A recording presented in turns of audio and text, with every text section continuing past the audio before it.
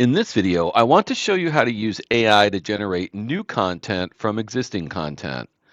Let's say that you want to develop a custom GPT or chatbot for your class, but you use a copyrighted text. Of course, you can't just upload the text to AI due to the copyright, but there are other ways to generate content from what you already may have to upload to your chatbot. AI can take items like notes, PowerPoints, and even images and produce content that you can use in your class in your chatbots. Here is a very short 6-slide PowerPoint that I use in one of my classes in General A&P. It only consists of just a few slides, and what I'm going to do is upload this to ChatGPT in order to create some notes. I'm in ChatGPT 4.0, and this is the prompt. I'm basically asking it, can you extract the information from a PowerPoint and create a textbook chapter from this information?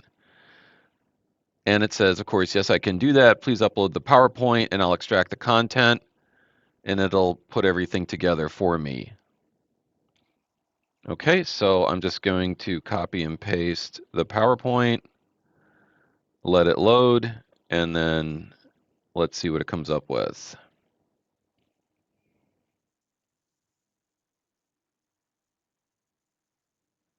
So you can see it's actually taking the content off of the PowerPoint and then sort of reformulating it into a textbook chapter.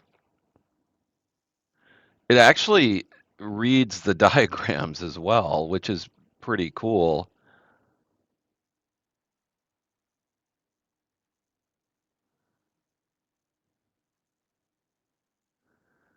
So you could repurpose this content in many ways. You could use it to power your chatbot, copy and paste it into a Word doc, and then upload it to your chatbot. You can even generate practice questions. It says here, like review questions, diagrams or illustrations, a specific citation style. I could even ask it to do a teaching case.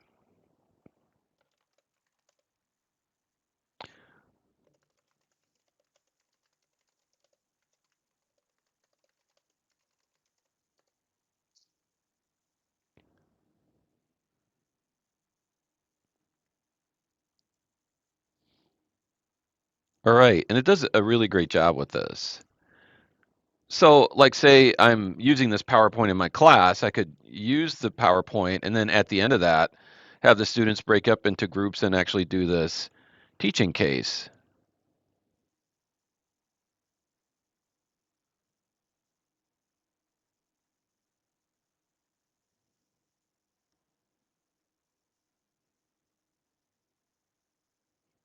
And it does some great discussion questions. So I could even assign the discussion questions to the groups, like maybe group 1 does these and group 2 does these, and then they present these in class. It also gives you learning objectives and ask students, they could do a flow chart, they could do a concept map. There's a lot of things. And it would even give you a PDF handout. So a lot of things you can do with existing content. I could ask it to do a series of questions, practice questions or test questions if I do those. All right, let's do a different one. Here's one I actually did in class, and you can see it. The writing isn't the greatest. This is done on a whiteboard. This is the endocrine system. And what I had students do is they actually did concept maps with that included various parts of this, not the whole thing. And then what I did after they presented their concept maps is I went to the board and I did a big concept map like this, and they all helped me. It was an interactive lecture where they helped me produce this map. Then at the end, I said, I'm going to take a picture of this with my phone. I'm going to put it into ChatGPT and create notes from this. And the students were like, no way. No way is ChatGPT going to recognize this.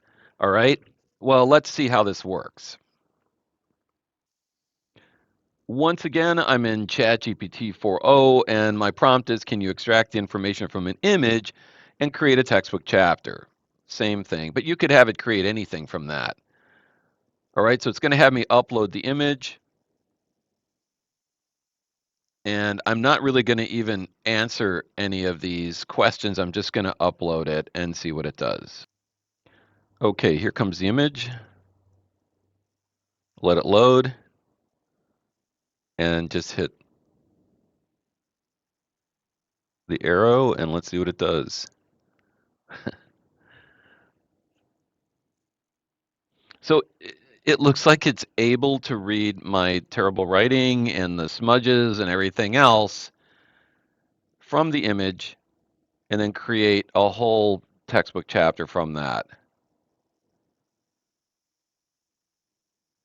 Of course, I checked this, but it looks pretty good. Now, when I did this in class, the students were amazed because they didn't think ChatGPT could read this. It even comes up with a chart. So what happens now when I do lectures is they'll come up and take pictures of the lectures and do this themselves. So create their own notes. Here again, would you like this formatted into a downloadable PDF, or do you want diagrams added for each gland hormone pathway? I mean, it does some great things. Okay, one more example. I'm asking it to, again, extract the information from an image. I will upload and produce a teaching case from this information. So it'll ask me then to upload the image. And let's go ahead and put it in. This again is something I wrote on the board.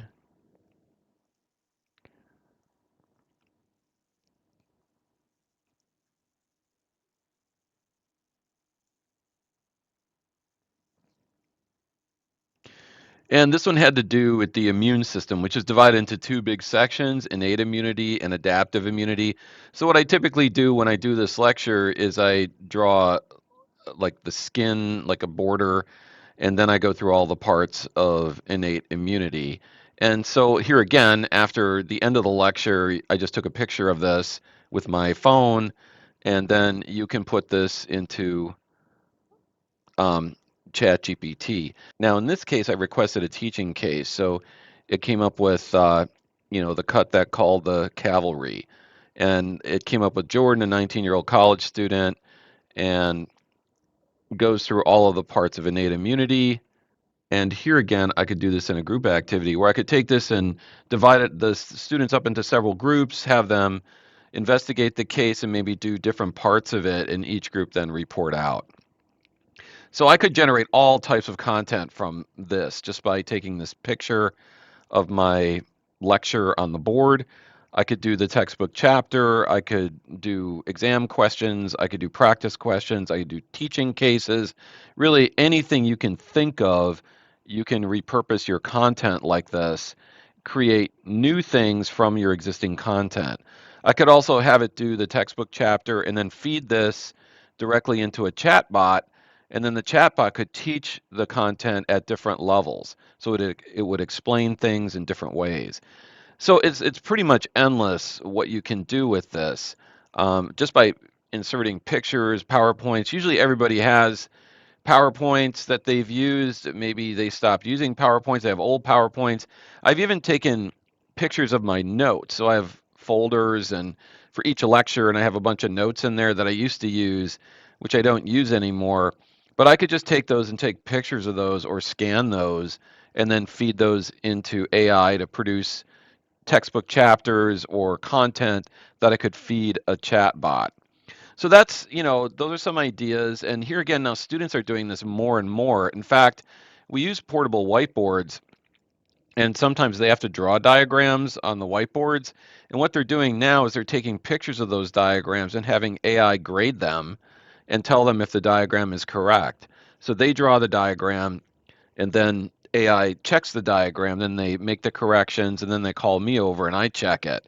So there are so many things you can do. So hopefully this gives you some ideas, and we'll see you next time.